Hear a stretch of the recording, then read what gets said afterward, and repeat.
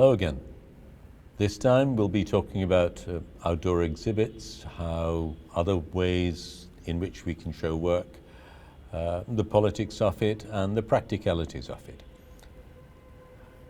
In my case, it began with an exhibit I was having in 1989 at the gallery of the Goethe Institute. It was one of the few galleries that were there. And I invited my friends, which included both clients, other friends, but also people who worked in those places, the guards, the mechanics, the toilet attendants. They were all my friends, and I invited them to come. I gave them cards. I was surprised when I asked them later, because not one of them had gone to see the show. And I was a bit disappointed. I asked them why. And they gave me an answer which really got me thinking. They said, would they have let us in?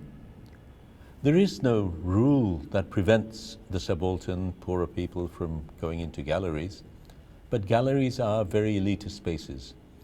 And it's quite possible that a guard at that gallery would have felt it was his job to prevent someone who's not wealthy from entering that space. And that got me thinking about how else one could show work. I began to look at work that others had done, people like JR, who'd done very interesting activist work in outdoor spaces. I'd worked with Janata Bataus, collaborated with him when he was shooting in Bangladesh, and I've seen his work in various places, beautiful exhibits. But I had a concern, and that was the fact that these were shows which had pretty big sponsorships, corporate support in some cases, and I didn't think the type of work I was interested in was going to fit in with that. The galleries where I show work are sometimes very pristine places which are highly respected. Often they have high fees and things like that. And while it's important to show work in those spaces, I realized that the people I'd wanted to show the work to were never going to go to those places. So I decided I would turn the thing around. If the people were not going to come to the gallery must go to the people. I'd also been working with the Bangladesh Photographic Society, and that was a camera club. And I started by introducing documentary photography within that space. And when we first did a workshop on documentary photography with a photographer called Steve Conlon, we did it in a village called Savar, just outside of Dhaka. And we took the show to the village and set it up under a banyan tree. And the effect was absolutely incredible for me. These were people who'd never had an exhibition of any sort before. There was also a young man who'd been photographed who had died during our workshop. So this was the only photograph the family had of that man. And there were lots of other little beautiful anecdotes. We don't have time to go into that. But it was important. And seeing that effect and other things that have happened since made us decide that that would be really the way to go. So I'm just going to show you some exhibits we've been doing since then, and these are shows. The very first one is of work by children who were trained, and that was one of the things we have been doing from very early on. We've been training women photographers, we've been training working class children, and this was work produced by children. We put them up in these mobile shows, and they went all over the place. They went to Jamalpur, Borguna, Chapainamganj, places which have never seen a gallery. No gallery exists in those places. And for the people involved, it was something out of the world. They loved it. And it gave them not only an opportunity to show their own work, to appreciate their own work, to share it with the people around them, but the show attracted people who would never otherwise have interacted with an exhibit of that sort.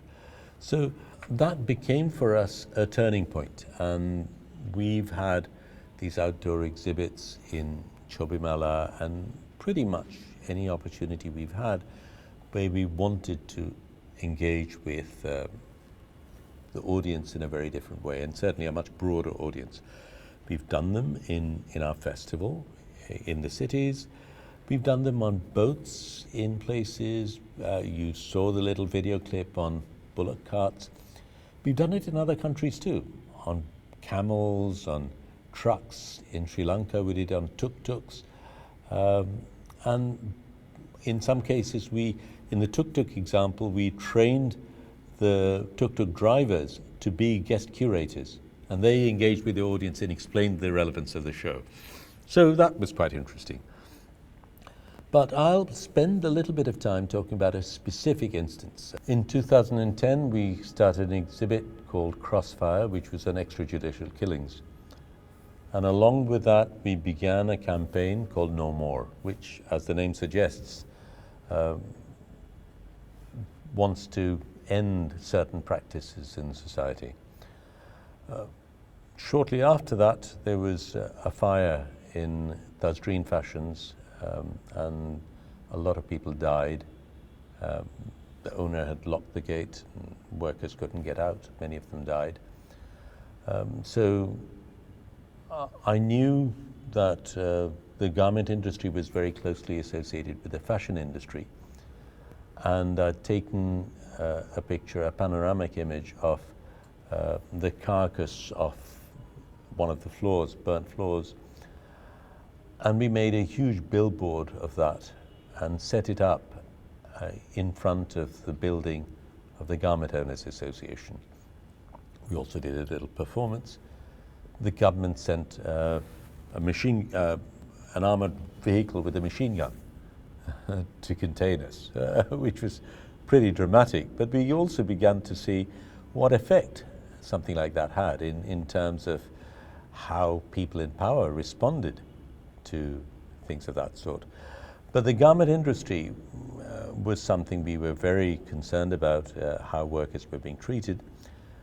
In particular, the building belonging to the Garment Owners Association was in the middle of a huge water body, and it was completely illegal to do anything inside that water body. They filled that water body, and on that filled land, they built this 15-storied building. One prime minister inaugurated the land, one prime minister inaugurated the building, and a 15-storied building had apparently gone up without permission, which was bizarre.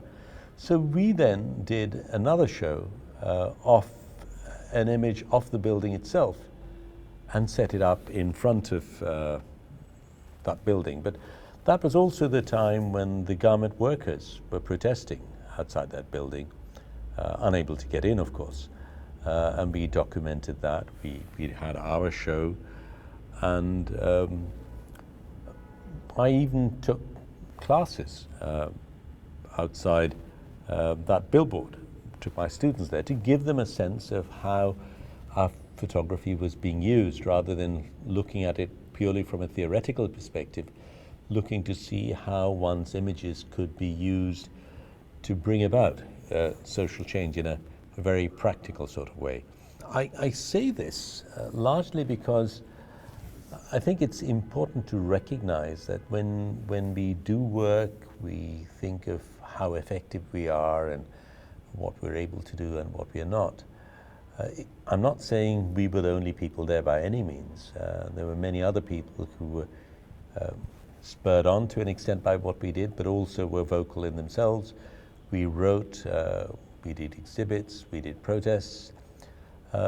We thought nothing would happen, but we persisted, and over a period of time, it did produce results. And I'm going to end with this picture, which was taken very recently, of that 15-storied building being torn down and the water body being returned to us. We're standing outside the BGME building, which is currently being demolished. In our program earlier, we saw the billboard that we placed around, the fact that this was where we actually did the in-situ classes.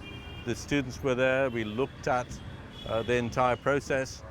Often when we do photography, we don't see the end results.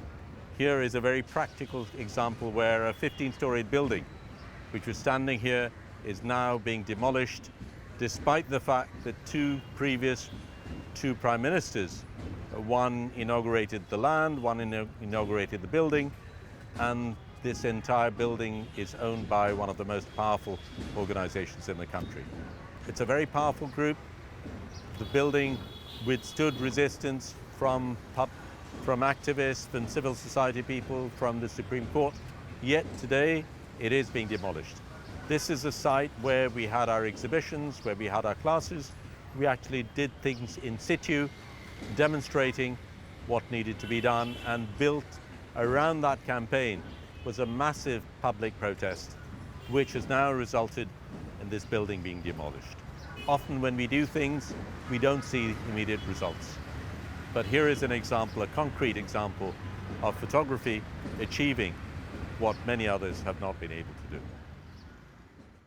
This is by no means the only way things can be done, but I think it is worthwhile looking around. And I've had shows in fancy galleries, I've had shows with slick openings and things like that, but I've never really had as much joy or as much impact from my work as some of these things.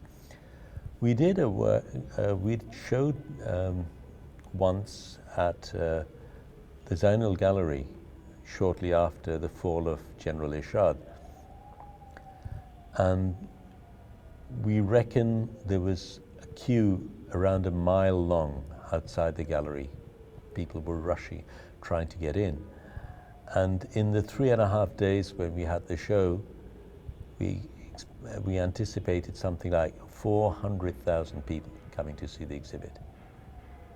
And that was something that really convinced me of the power of the medium, but also what exhibits are able to do, provided you manage them well.